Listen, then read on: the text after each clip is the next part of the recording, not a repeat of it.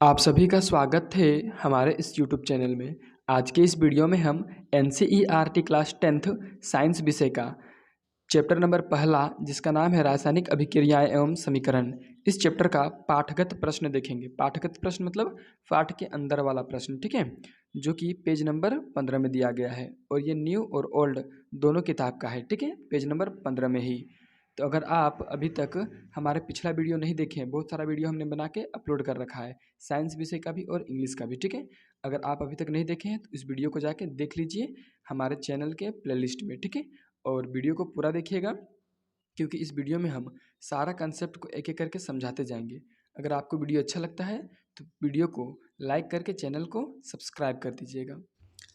चलिए अब हम देखते हैं इस पेज का पहला क्वेश्चन। पहला क्वेश्चन में क्या पूछा गया है कि जब लोहे की किल को कॉपर सल्फेट के विलयन में डुबोया जाता है तो विलयन का रंग क्यों बदल जाता है। देखिए सवाल में पूछा गया है, एक है लोहा का किल यानी कि लोहा का कोई धातु है, ठीक है, यानी कोई वस्तु है लोहा का, और दूसरा तरफ है कॉपर सल्फेट का विलयन। तो सवाल पूछा है कि जब लोहा का जो किल है उसको कॉपर सल्फेट का जो विलयन है उसमें डुबो देंगे, यानी कि उसमें रख देंगे, तो कॉपर सल्फेट का जो विलयन रहता है उसका रंग बदल जाता है, ऐसा क्यों होता है। तो सबसे पहले यहाँ पर दो धातुओं के बारे में आपको जानना होगा, एक है लोहा, ठीक है, और एक है कॉपर। तो जो लोहा है वो भी अभिक्रियाशील धातु है और कॉपर भी, लेकिन लोहा जो है वो कॉपर से अधिक अभिक्रियाशील धातु है, यानी कि दोनों चीज़ लड़ेगा तो लोहा जो है वो जीत जाएगा, ठीक है। तो इसी के बेसिस पे आंसर इसका तैयार किया गया है। चलिए इसका आंसर समझते हैं। आंसर क्या कहता है, अधिक अभिक्रियाशील लोहे की किल कॉपर सल्फेट के विलयन से कॉपर को विस्थापित करता है, अतः विस्थापन अभिक्रिया के कारण विलयन का रंग बदल जाता है। देखिए इसमें साफ साफ लिखा गया है कि जब लोहे की किल को कहाँ डुबाते हैं, कॉपर सल्फेट का विलयन में, तो जो लोहा का किल होता है वो ज़्यादा अभिक्रियाशील है कॉपर धातु से, तो कॉपर को उसके स्थान से हटा देता है और उसमें जाके बैठ जाता है।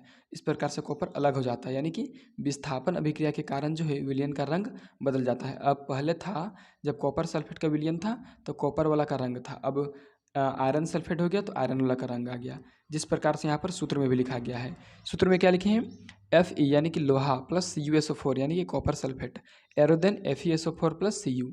FeSO4 मतलब फेरस सल्फेट, और प्लस में क्या लिखें Cu मतलब क्या होता है, तो कॉपर। क्यों लिखे, क्योंकि कॉपर धातु यहाँ पर अलग हो रहा है, किससे, तो फेरस से, ठीक है। इस प्रकार से हम पहला क्वेश्चन देख लिए हैं। चलिए अब हम दूसरा क्वेश्चन देखते हैं। दूसरा क्वेश्चन में क्या पूछा है, इसमें है क्रियाकलाप 1.10 से भिन्न विस्थापन अभिक्रिया का एक उदाहरण दीजिए। देखिए एक क्रियाकलाप दिया हुआ है 1.10, उसमें विस्थापन अभिक्रिया दर्शाया है, ठीक है, तो उससे अलग उससे भिन्न एक उदाहरण देना है विस्थापन अभिक्रिया का। तो देखिए यहाँ पर हम लिखें के यानी कि potassium plus MgCl2 magnesium chloride, एरोदेन KCl यानी कि पोटेशियम क्लोराइड प्लस Mg यानी कि मैग्नीशियम।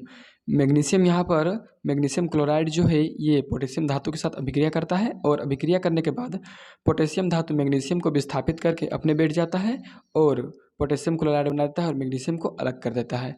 इस प्रकार से यह हो गया इसका आंसर तैयार।